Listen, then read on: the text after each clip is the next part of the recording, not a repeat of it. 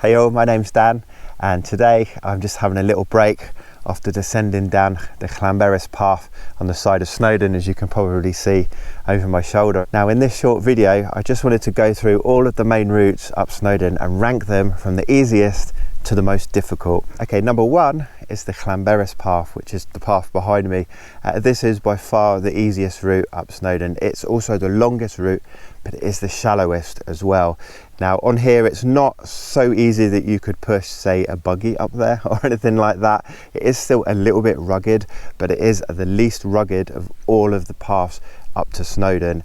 Now some people say that this path doesn't have great views on it. I would say that it has great views, but they're not as great as some of the other paths on the mountain, but it's still worth coming up here. If you've never been up a mountain before and you want to go on the easiest route, definitely try this one. You'll also find that this is by far the most popular route. So if you're a little bit worried about getting lost, you know, you're thinking maybe you don't want to be on a path where nobody else is on it, this is probably the route for you, because I guarantee if you're coming in sort of any day where there's any chance of sunshine, there will be people on this route. As you can probably see over my shoulder, there's a trail of people coming down the mountain path there. So it's always busy, apart from in the most horrendous weather conditions. So number one on my list of which is the easiest route, would be Llanberis Path. Number two on my list is the Snowdon Ranger Path, which is just on the other side of the mountain. Now that route is just a little more rugged in a couple of sections, but not by a lot.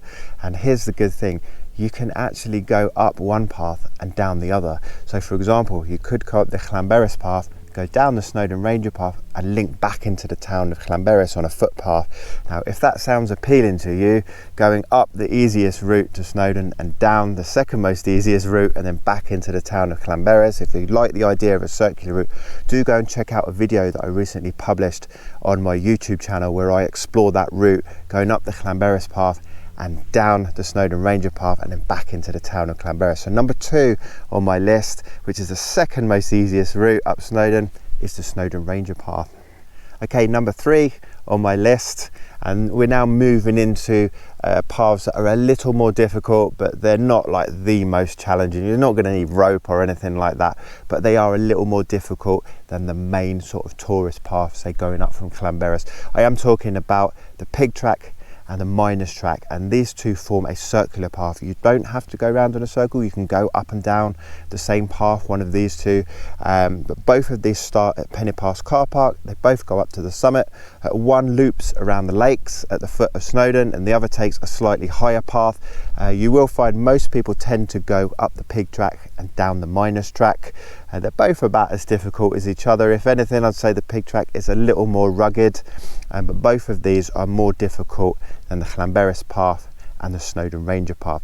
The great thing about this route is, or both of these routes, is that the car park is actually about a third of the way up the mountain. So they are actually very short routes. They are both shorter than the previous two entries in my list, the Llanberis Path and the Snowdon Ranger Path. So if you're looking for a short route, which is perhaps a little bit steeper, do consider the pig track or the miners track, or both of them.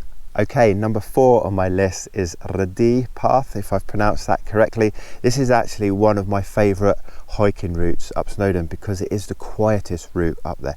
I absolutely love it. I put my drone up there earlier this year and I got some stunning footage of me walking on top of the cliff there. I think I only saw 4 or 5 people all day, and even when I got to the summit, there was nobody up there. There was just one lady who'd run up to Snowdon and she was gone off the mountain, and I had the entire summit to myself. So this really is a lovely route, but it is a little more rugged, perhaps a little more difficult to follow. I certainly never had any problems on there.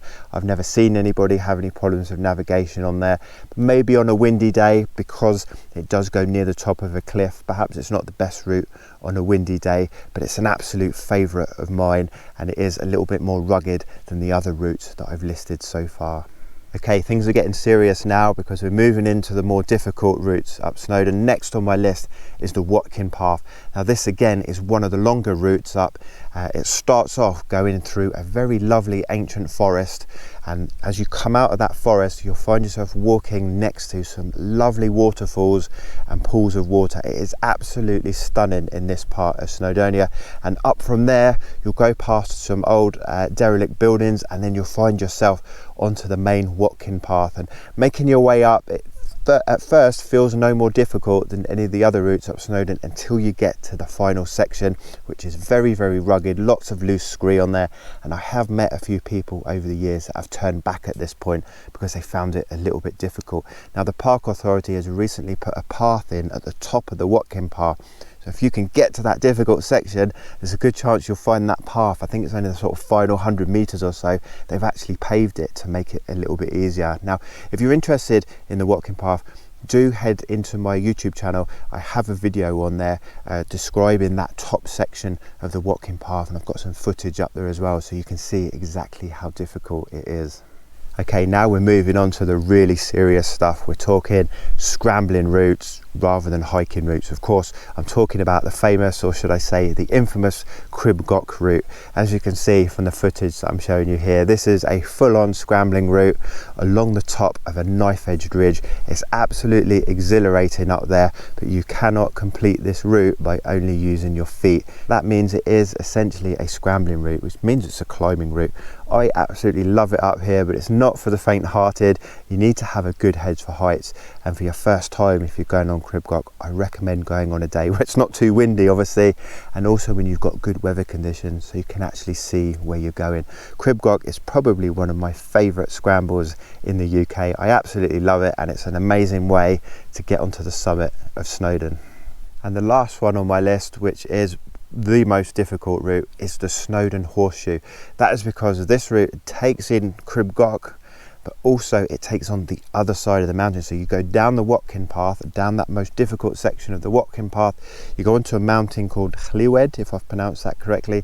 It's a grade 1 scramble to get up there, and then you have to climb down the other side of that mountain and to get yourself back to the starting point. So the Snowdon Horseshoe is essentially Goch plus another grade 1 scramble on top of that one as well. So that is what makes it the most difficult route on Snowdon, and I'm talking about the Snowdon Horseshoe here. So certainly not for the faint-hearted, and definitely a route to try when the weather is on your side.